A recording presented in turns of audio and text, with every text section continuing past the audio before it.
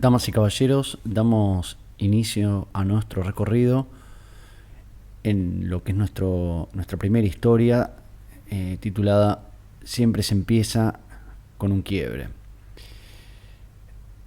En principio habría que tener en claro algunas ideas previas, como ser pacto colonial y reformas borbónicas, en lo que va a terminar erosionando lo que es ese vínculo que hay entre España y sus colonias americanas.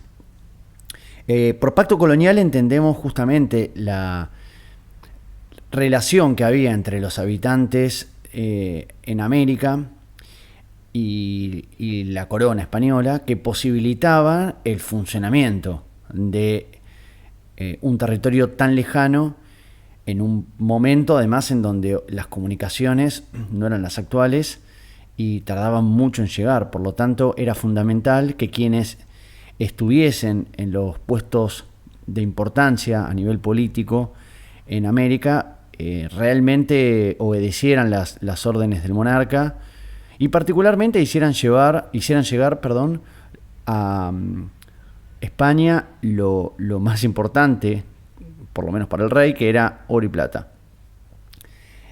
Este vínculo que hemos decidido llamar en la historia pacto colonial funciona lógicamente porque los encargados de estos puestos políticos importantes que había aquí en América, obviamente que tenían retribuciones económicas también muy grandes, beneficios económicos muy grandes.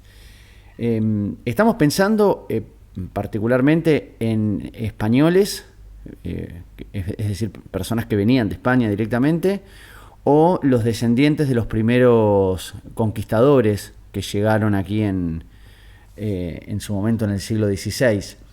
Es decir, personas que descendían de europeos, de españoles directos. Por supuesto que había un montón de otra gente, otros criollos que no gozaban de estos privilegios y eran los que comienzan a sentir cierto desencanto con este sistema, con este pacto colonial. Paralelamente, la otra mención que hice refiere a las reformas borbónicas, que fueron así llamadas justamente por ser medidas que tomaron estos reyes de la Casa de los Borbones y que para comienzos del siglo XIX en verdad eran reformas que ya venían de décadas anteriores, es decir, del siglo anterior. Básicamente lo que estas reformas pretendían era volver a obtener los beneficios que España supo tener durante el siglo XVI, durante el siglo XVII y que comenzaba a perderse a partir del siglo XVIII. En lo que sería el análisis del por qué ya no se recaudaba lo mismo, la corona notaba que parte de esa recaudación no llegaba directamente a España y que se perdía en el camino. Más allá de esto, no hay que dejar de tener en cuenta que hablamos de plata y oro y que son metales agotables. Por lo tanto, no es menos cierto que, por ejemplo, minas como el Potosí, en la actual Bolivia, algo que no existía en este momento, obviamente, y que formaba parte de lo que era el virreinato del Perú, comenzaba también a experimentar un agotamiento. Las minas de plata, en este caso, pero con el oro sucede lo mismo, pueden dar hasta cierto punto. Entonces, esto era parte del problema. Frente a esto no había mucho que hacer, pero sí es real que la observación que los monarcas hacían respecto de que gran parte de ese dinero se perdía en el camino porque se quedaba aquí, era algo que realmente estaba sucediendo. Para lo cual, este paquete de reformas lo que hace básicamente es controlar y exigir más. Se aparta a una gran cantidad de criollos de los cargos políticos importantes y se envía nuevamente a españoles que le fueran fiel al monarca, y en este marco se van a generar dos nuevos virreinatos. Es decir, se dividen los dos que ya existían, me refiero al de Nueva México y al del Perú, y va a aparecer dos virreinatos más, el de Granada y por otra parte el del Río de la Plata. En el caso del territorio que nosotros vamos a abordar particularmente, bueno, nos vamos a referir en lo concreto a lo que es justamente este último virreinato en crearse, que data de 1776, y que es el virreinato del Río de la Plata. Anteriormente formaba parte del virreinato del Perú. ¿Para qué se generan más virreinatos? Bueno, justamente para controlar más, para que haya más virreyes. En este caso va a haber 4 en lugar de los 2 que existían hasta el momento. Y no solo va a haber más virreyes, sino que además va a haber más funcionarios que estén justamente atentos a que este dinero no se desvíe. También va a haber una suba de impuestos, lo cual va a incrementar el descontento, no con España, sí con el gobernante. Ese es el verdadero inconveniente que empieza a aparecer no solo en el Río de la Plata, sino en todo el territorio colonial. El enojo es con las malas políticas que los reyes estaban teniendo. Es decir que podríamos pensar que este proceso revolucionario que va a encenderse a comienzos del siglo XIX, originariamente no buscó cortar el vínculo con España, sino lo que en verdad estaba persiguiendo era tirar abajo esas reformas borbónicas. Nadie estaba pensando en generar nuevas patrias dentro de este territorio, dado que, por otra parte, el concepto de patria era algo que recién estaba apareciendo en este siglo XIX. Teniendo en claro entonces el impacto de estas reformas borbónicas y teniendo en claro también de qué hablamos cuando hablamos de pacto colonial, ahora sí podemos comenzar a centrarnos particularmente en nuestro primer acontecimiento dentro del Río de la Plata, que son las invasiones inglesas. Antes de esto también, no olvidemos que hay ideas y acontecimientos de las cuales se desprenden ideas que están circulando, por otra parte, en todo el ámbito colonial. Me refiero a las ideas de la Revolución Francesa, de libertad, de igualdad, de fraternidad, que van a ser el cimiento de estas nuevas patrias, de estas nuevas repúblicas que van a empezar a emerger, no solo en América, sino en todo Occidente. Y al mismo tiempo también que para el mismo año en donde aquí se está generando el último de los virreinatos, me refiero a 1776, aparece en el mismo continente americano el primer país independiente, que son los Estados Unidos de América. Entonces, entre estas ideas y que ya triunfó una nueva organización por fuera de los reinos, que es, como dije, una república federal en este caso, ya empezamos además a combinar una serie de elementos que de alguna manera uno podía oler que podía llegar a darse de pronto un corte definitivo, porque las cosas no funcionaban o porque el funcionamiento irritaba, y paralelamente hay ideas que están sugiriendo otro tipo de organización, y encima existen ejemplos, como Estados Unidos, de poder poner en marcha esas ideas y de pronto conformar una nueva estructura territorial, estas repúblicas, en donde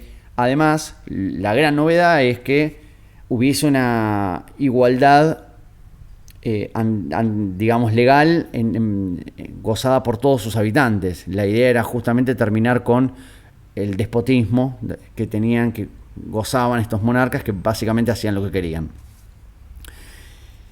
En el caso de lo que es el Río de la Plata, esto se va a exacerbar para 1806 y 1807, cuando deje al descubierto el vacío de autoridad que aquí hay, la llegada de barcos ingleses con la firme intención de hacerse con el territorio.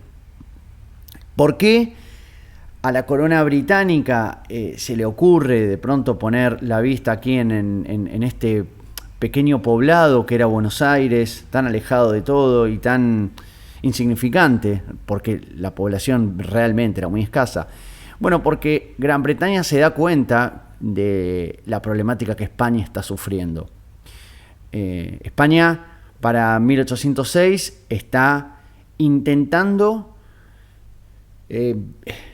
sostener lo insostenible, que es el avance de Napoleón. España es aliada de Francia, o sea, está aliada a Napoleón, el rey español para 1806 tiene un vínculo de alianza, pero básicamente porque no le queda otra. Y por lo tanto, lo que va a terminar sucediendo es que permite que Napoleón avance con su tropa por todo el territorio español para llegar a Portugal. ¿Por qué es que permite esto? Bueno, básicamente porque lo que Napoleón detecta es que a través de Portugal, Gran Bretaña está ingresando mercadería, algo que Francia había justamente prohibido.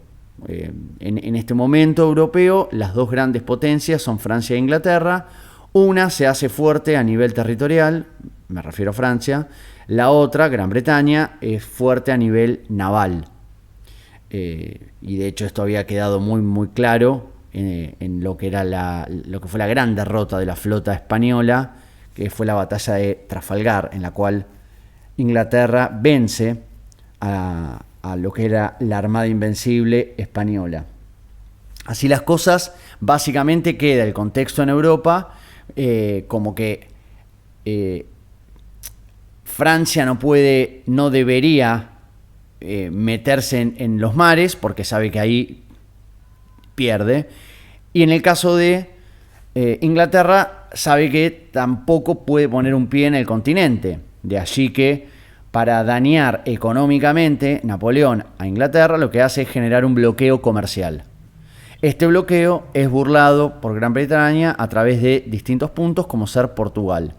Por esto es que Napoleón avanza pasando por España, dado que no puede hacerlo por el mar, y de esta manera llega a Portugal. Cuando llega a Portugal, la corona portuguesa, antes de que llegue, huye, parte rumbo a su colonia más grande, que es Brasil, y se instala en Río de Janeiro. Es decir que Portugal experimenta una especie de acefalía, por lo tanto Napoleón se hace con el territorio sin mayores inconvenientes. Aprovechando esto, finalmente también en la conocida farsa de Bayona, lo que hará será desplazar al gobernante, que ya era el hijo de Carlos, me refiero a Fernando VII, y los coloca presos a ambos, en verdad, quedando José Bonaparte, el hermano de Napoleón, José I, como rey en toda la península ibérica, ¿sí? Hecho que se va a dar para lo que sería 1807, 1808. Para 1808 Napoleón ya domina toda la península ibérica. Esta no va a ser la noticia que llegue en mayo del 10 a nuestro territorio. Esta noticia se va a conocer. Sin embargo, España, al no aceptar la autoridad del rey, del nuevo rey, me refiero a José Bonaparte, va a generar un movimiento conocido como movimiento juntista, en donde, desoyendo la autoridad del monarca francés, va a organizarse a nivel regional por juntas, con una junta central que va a estar en Sevilla. A las colonias americanas esta noticia llega y si bien hay distintas alternativas sobre qué hacer, y esto se charla, aceptar al nuevo monarca francés, iniciar un camino independentista, hay incluso hasta una vía portuguesa, dado que se encuentra en Río de Janeiro la infanta Carlota, que es la mujer del rey portugués, y que por lo tanto podría, por ser la mujer, podría entonces también estas colonias ponerse bajo el paraguas portugués. O la que termina triunfando, una cuarta opción, que es aceptar la autoridad de la Junta Central de Sevilla. Para lo cual, la Junta Central obviamente va a pedir representantes que conformen esta junta y que vengan también de América. Obviamente que esto no lo hacían porque de pronto les empezó a interesar que América tenga participación, sino porque se daban cuenta de lo crítico de la situación en la cual se estaba. Entonces, frente a esta crisis evidente, mejor darle participación a los americanos, no sea cosa que termine sucediendo lo que finalmente sucede, que es que se independicen. Ahora bien, en este contexto, comentaba, Gran Bretaña aprovecha, sabiendo la debilidad española, para intentar expandir su comercio. Recordemos, Gran Bretaña está en plena fase de revolución industrial. Por lo tanto, necesita nuevos mercados y necesita además nuevos lugares de los cuales obtener materia prima. Buenos Aires resulta una opción. Y una flota que inicialmente se encontraba en Sudáfrica, en Ciudad del Cabo, decide poner rumbo hacia Buenos Aires. Llega aquí a mediados del 1806, para junio del 6, una primera expedición a cargo de Popham y de Beresford.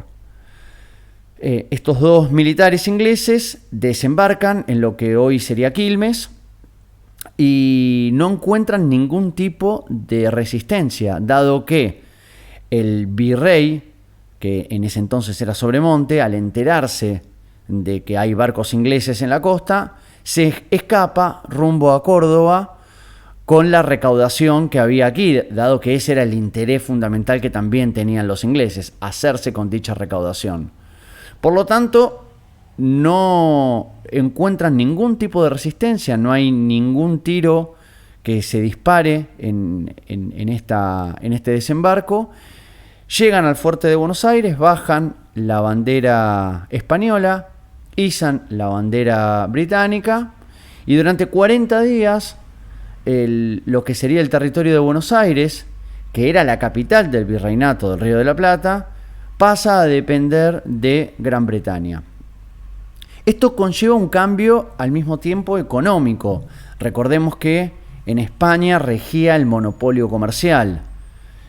Otra de las medidas que beneficiaba a aquellos criollos, a aquellos americanos que estaban dentro de este negocio, porque se encargaban de entrar y sacar mercadería, pero también perjudicaba a todos los que no estaban dentro de ese monopolio y que estaban sí o sí obligados a comprar únicamente los productos que España permitía, no pudiendo adquirir otro tipo de productos como ser los británicos, que de todas maneras sí se filtraban por ciertas regiones, ciertos lugares, como ser justamente Buenos Aires, a través del contrabando.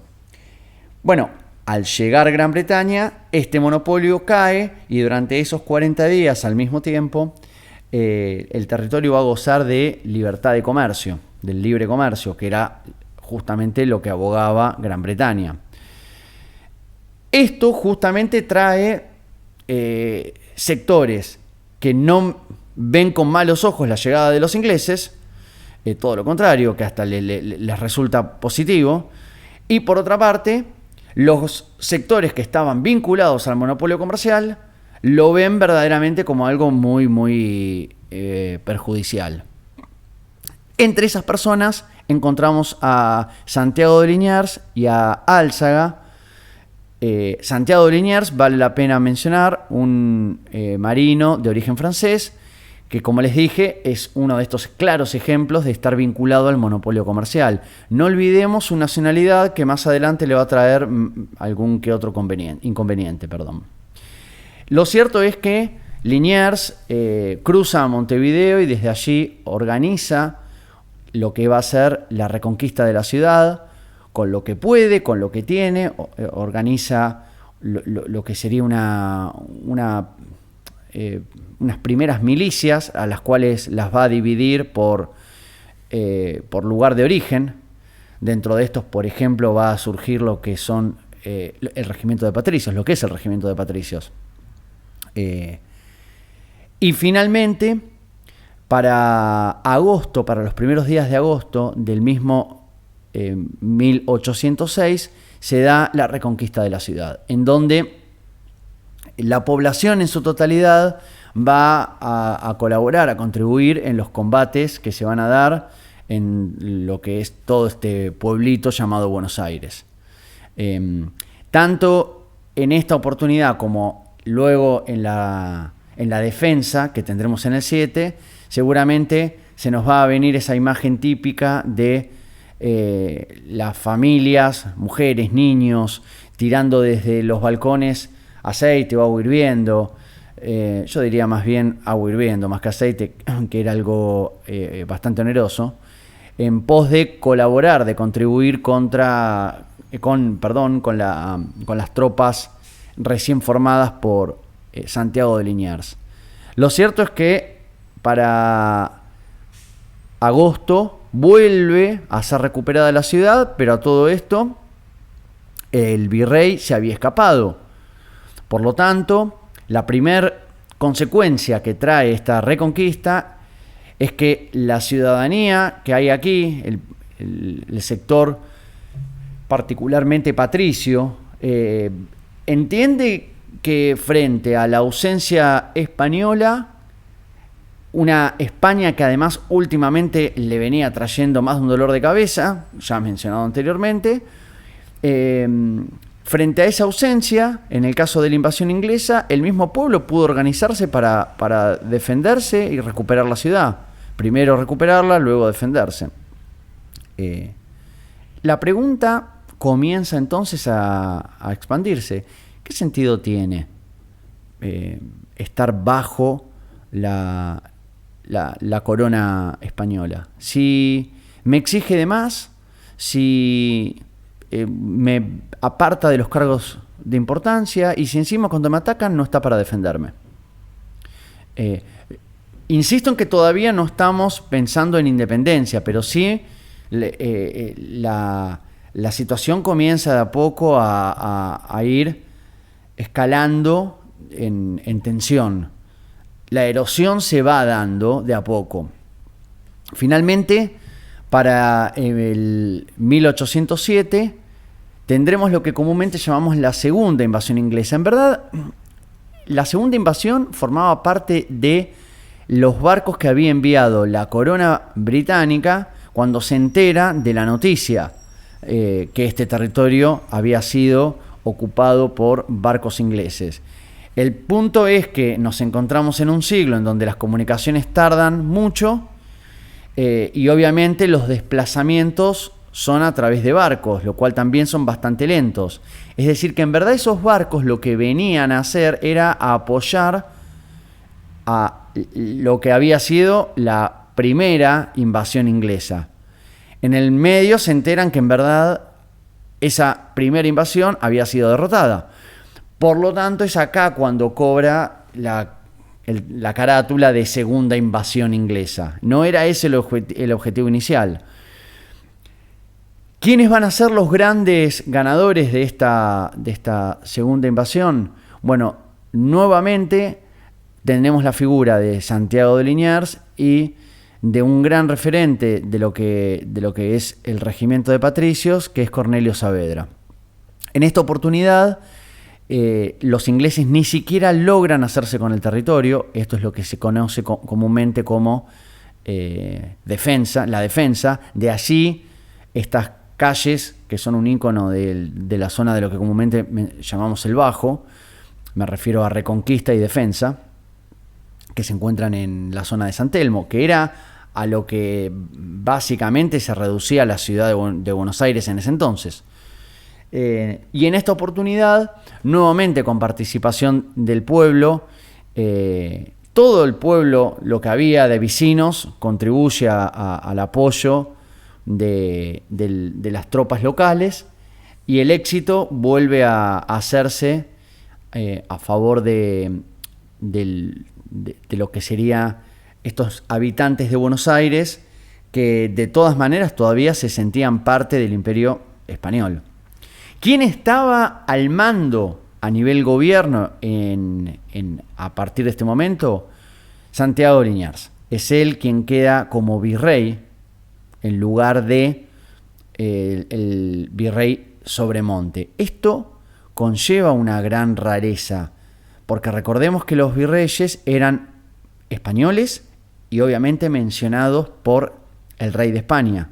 Aquí se trata de un virrey francés que es colocado por los vecinos de Buenos Aires. De vuelta ya estamos observando cómo cada vez se resquebraja más ese pacto colonial. ¿Y por qué no hace nada el rey de España? Bueno, porque el rey de España está preso, básicamente. De allí que la Junta Central de Sevilla, al enterarse de esta noticia, no le resulta nada agradable, pero también sabe que mucho no puede hacer, porque está intentando resistir el avance de Napoleón, cosa que finalmente va a terminar diluyéndose. Me refiero, la resistencia se diluye, y Napoleón, para finales de 1809, ya logra hacerse con todo el territorio. Sin embargo, antes de esto, la Junta Central, antes de caer, finalmente, para mediados de 1809, envía a un último virrey, si bien luego va a haber uno más, pero el último oficial va a ser el virrey Cisneros, que llega aquí con mucho sigilo, sabe que la situación es compleja, y lo que debe hacer es avanzar con muchísimo cuidado y controlar cualquier foco de revolución que pueda llegar a darse. ¿Por qué logra instalarse nuevamente un virrey español? Bueno, porque la figura de Liniers irrita a gran parte de lo que sería el sector más importante de los porteños. Ese sector patricio empieza a ver con mucha desconfianza mayormente el origen de Santiago de Liniers, francés, y cómo además está beneficiando a un único sector económico. Por estos motivos lo terminan desplazando a Liniers, quien finalmente más adelante, en unos años, va a terminar siendo fusilado por defender el interés español. Es decir que los rumores que circulaban respecto a que Liniers se iba a vender a Napoleón eran totalmente falsos, infundados. Pero bueno, estamos hablando obviamente de política, y la política en ese sentido siempre es, digamos, bastante tendenciosa. Por este motivo es que Liniers, al encontrarse falto de apoyo, renuncia, y quien aparece en escena por unos pocos meses va a ser el virrey Cisneros, a quien sí le van a terminar haciendo una revolución, la conocida Revolución de Mayo, justamente en ese mes del año 1810. ¿Cómo llegamos a ese 25 de mayo de 1810? Bueno, la noticia que Cisneros quiere que no se divulgue y que finalmente se empieza a dispersar por todo el territorio a comienzos de mayo de 1810 es que la Junta Central también había caído, y por lo tanto Napoleón dominaba todo el territorio. Entonces, si Napoleón domina el territorio y si ya no hay tampoco una Junta Central, entonces, ¿de quién depende la autoridad del virrey? Si el virrey era enviado y colocado por el rey, y en este caso por la Junta Central, que era la máxima autoridad, y ninguna de esas dos autoridades existen, entonces tampoco existe el poder del virrey. Ese es un poco el recorrido que comienzan aquí a hacerse, principalmente los sectores más pudientes, que además tenían acceso justamente a las ideas, a los textos que estaban circulando en esa época. La soberanía entonces vuelve a quien le pertenece, es decir, al pueblo. Esto es un concepto totalmente novedoso para la época, porque hasta el momento el soberano era el rey, y a ese rey el poder le venía de Dios. La gran revolución de ideas que hay en este momento lo que invierte es toda esta lógica y dice: no, el poder no viene de Dios, el poder viene del pueblo. Él es el verdadero dueño de ese poder y es el pueblo el que decide a quién se lo da. Frente a la ausencia de una autoridad, entonces aparece la idea de la retroversión de la soberanía, es decir, que esa soberanía vuelve a su dueño y es el dueño, que es el pueblo, quien decide qué hacer con ello. ¿Qué decide hacer? Lo mismo que había hecho España al no contar con su rey: formar una junta. Es decir, fijemos cómo todavía aquí había un vínculo pero muy grande con España. Y de hecho es muy común confundir que Revolución de Mayo es igual a independencia, y la realidad es que Revolución de Mayo es igual a autonomía, que no es lo mismo. Es decir, que aparece un primer gobierno que ya no depende de España y que tiene autoridades locales. Quien va a quedar a cargo de esa primera junta de gobierno es uno de los héroes de estas invasiones inglesas, me refiero a Cornelio Saavedra. Y la otra gran cabeza de esta junta va a ser Mariano Moreno, secretario de esta junta, y que va a tener una conducta mucho más radical que la que tenga Cornelio Saavedra. De hecho, van a entrar prontamente en puja ambos, dado que Mariano Moreno pretende acelerar el rumbo y sí ir justamente hacia una independencia, mientras que Cornelio Saavedra tiene una postura mucho más conservadora, si se quiere, es decir, de ir con más calma, porque teme que si se avanza muy rápido, España finalmente, en algún momento, si su rey logra recuperar la libertad, termine enviando tropas para intentar apagar esas revoluciones, cosa que ese intento se va a terminar dando. Lo cierto es que dentro de estas dos tendencias, una vez que la Junta se conforma, Mariano Moreno va a terminar saliendo de escena muy rápidamente, dado que es enviado a una misión diplomática a Gran Bretaña, y en el medio de esta incursión, muy misteriosamente, termina falleciendo en alta mar. Su cuerpo, como sucedía en esa época, es arrojado al mar, dado que al encontrarse en pleno viaje y por temor a que hubiese alguna infección, siempre que había un fallecimiento en alta mar, los cuerpos eran arrojados al agua. De aquí aparece también esa famosa frase histórica que se la adjudican a Cornelio Saavedra, en donde se indica que hacía falta tanta agua para apagar tanto fuego. En el imaginario colectivo siempre queda como que en verdad Cornelio Saavedra lo manda a asesinar, lo envenena a Mariano Moreno, que aparece muerto en su cama sin mayores explicaciones. Obviamente que no se le hace una autopsia ni nada por el estilo, por lo tanto se desconoce la real causa de su muerte. Pero vos podés matar a un personaje, pero no podés matar ideas.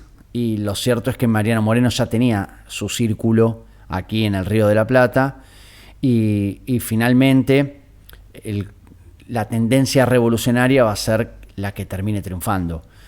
Luego de la primera junta va a durar tan solo unos meses, hasta fines del 10. Luego va a aparecer una junta grande, la denominada junta grande, que se la llama de esta manera porque lo que busca es integrar al interior. Se pide a ese interior que envíen representantes para ampliar la junta, que era lo que sostenía que había que hacer Cornelio Saavedra. Mientras que Mariano Moreno decía que con esos representantes lo que había que hacer era formar un Congreso Constituyente para redactar una constitución. Aquí vemos claramente su tendencia mucho más radical. La Junta Grande, el inconveniente que tiene es que justamente es muy grande y cuesta avanzar en un periodo muy pero muy crítico. Por lo tanto, para 1811 se disuelve y va a aparecer el primer triunvirato, que tiene un carácter bastante conservador y que va a terminar desarmándose en 1812 con la llegada de San Martín, personaje fundamental, no solo para la Argentina, sino para todo el territorio de América Latina, dado que retorna a su lugar de origen con la firme intención de lograr la emancipación del territorio latinoamericano. No está pensando en un país en concreto. Este plan, en verdad, había sido pensado por un conjunto de americanos que se encontraban en Europa, con Miranda a la cabeza. Simón Bolívar va a ser otro de los personajes fundamentales. De hecho, en el plan, Simón Bolívar hace lo mismo que San Martín con un recorrido, digamos, inverso. Simón Bolívar avanza con rumbo sur, mientras que San Martín lo que hace es irse hacia el oeste y luego al norte, hasta finalmente luego encontrarse, y allí la famosa reunión en Guayaquil, en donde San Martín, en esa entrevista, le deja sus tropas a Simón Bolívar para que termine ese plan, emancipando el último territorio que justamente lleva su nombre en honor a su liberador, que es Bolivia, en honor a Simón Bolívar, ¿no? Pero bueno, todo esto nos hemos adelantado bastante en el tiempo. San Martín llega, disuelve lo que es el primer triunvirato y arma un segundo triunvirato. Él no queda a cargo porque no tiene ninguna intención política, sino que en verdad él sabe que su aporte tiene que estar en el campo de batalla. Dentro de ese segundo triunvirato va a aparecer un órgano legislativo, una especie de congreso, podríamos pensarlo, que es la Asamblea del año 13. Que si bien el doble objetivo que tiene es el de lograr una independencia y redactar una constitución, cosa que no logra, sí es importante en materia de leyes, dado que va a avanzar con un paquete de medidas que lo que deja muy en claro es que ya este territorio se está pensando como un país autónomo. Porque en caso de seguir bajo esa idea de formar parte del Imperio Español una vez que Fernando recuperara la libertad, vos no estás legislando, esperás a que tu gobernante se libere y volver todo foja cero. Por otra parte, Fernando VII recupera el trono a finales del 13, y ahí es donde se cae esa careta, digamos, esa famosa máscara de Fernando VII, en donde nuestro territorio blanquea que en verdad no tiene ninguna intención, ningún interés de volver a formar parte del Imperio Español. Por lo tanto, San Martín empieza a poner en marcha su plan continental, genera nuevos cuerpos militares. Allí aparece, por ejemplo, los granaderos a caballo, con los cuales tendrá la única batalla en territorio nacional, que es la batalla de San Lorenzo, muy corta, unos 15 minutos dura aproximadamente ese conflicto. Nunca más va a tener otro enfrentamiento dentro de los que hoy es la República Argentina. Y luego ya se traslada a lo que es Cuyo, y desde allí, quedando como gobernador, va a organizar la famosa expedición en donde va a cruzar la cordillera de los Andes. ¿Para qué? Para llegar hacia el otro lado, de lo que es Chile, en donde hay una gran cantidad de españoles que amenazan el rumbo revolucionario.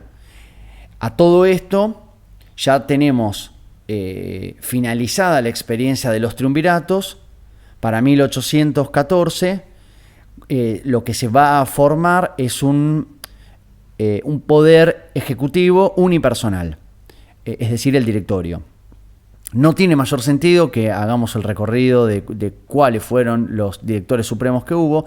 Sí, tal vez mencionar a Pueyrredón, que es el responsable en 1816 de reunir un congreso constituyente en San Miguel de Tucumán, el cual no va a lograr la Constitución.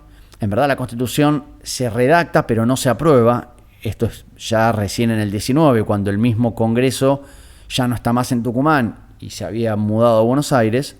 Pero lo que sí va a lograr será el Acta de Independencia, que se va a firmar el 9 de julio de 1816, logrando la tan anhelada independencia. El Congreso comienza a sesionar el 24 de marzo de ese año, del 16, y recién es el 9 cuando logra firmarse. Esto ya lo que empieza también a dejar al descubierto es que no solo hay un enemigo externo, sino que comienzan a verse dos claros bandos internos que van a ser los que dentro de unos años abran el nuevo frente interno entre unitarios y federales. Es decir, lo que se empieza a discutir es, una vez que seamos independientes, ¿cómo nos vamos a organizar? ¿Qué forma de gobierno vamos a tener, básicamente? Ahí es donde aparece una lógica unitaria, es decir, desde un centro, o una lógica federal, es decir, que cada región tenga su propio poder y en conjunto logren conformar una patria. Esto ya de todas formas va a ser problema para el siguiente periodo, el que se abra luego de la batalla de Cepeda en 1820. Para llegar a ese 1820, finalmente entonces, hay que sí mencionar el éxito de San Martín, que tiene justamente al derrotar a los realistas en Chile. En este marco, el director supremo le pide a San Martín que retorne a Buenos Aires con sus tropas, porque ya empieza a ver que la guerra civil está por estallar. San Martín se niega y decide continuar con su plan hacia lo que es Lima a través del Pacífico. Él sabe que si repite los pasos que había dado el ejército del norte, con Belgrano a la cabeza, por ejemplo, iba a volver a cometer los mismos errores. Era muy, pero muy complejo derrotar a los realistas yendo por el territorio del Alto Perú. Entonces, la alternativa que San Martín diagrama es ir directamente al corazón, a Lima, a través del Pacífico, lo cual le da resultado y logra también liberar a este otro territorio que es el del Perú. Finalmente, el director supremo renuncia, dado que además la Constitución sale pero no se aprueba, y no se aprueba porque tiene un carácter estrictamente unitario. Esa es la Constitución del 19, es decir, no seguimos sin obtener una Constitución. Y para el inicio de 1820 finalmente tenemos ese acontecimiento tan temido por Buenos Aires, que es la incursión de dos caudillos, término del cual empezaremos a hablar en el siguiente capítulo, de Entre Ríos y de Santa Fe. Me refiero a López y a Ramírez, que en conjunto reúnen sus tropas y se enfrentan a las tropas de Buenos Aires en lo que es la batalla de Cepeda. La batalla de Cepeda siempre solemos reconocerla como el final de este periodo independentista y el comienzo de un nuevo periodo en un marco de guerras internas, guerras civiles, que es de lo que hablaremos en el siguiente episodio.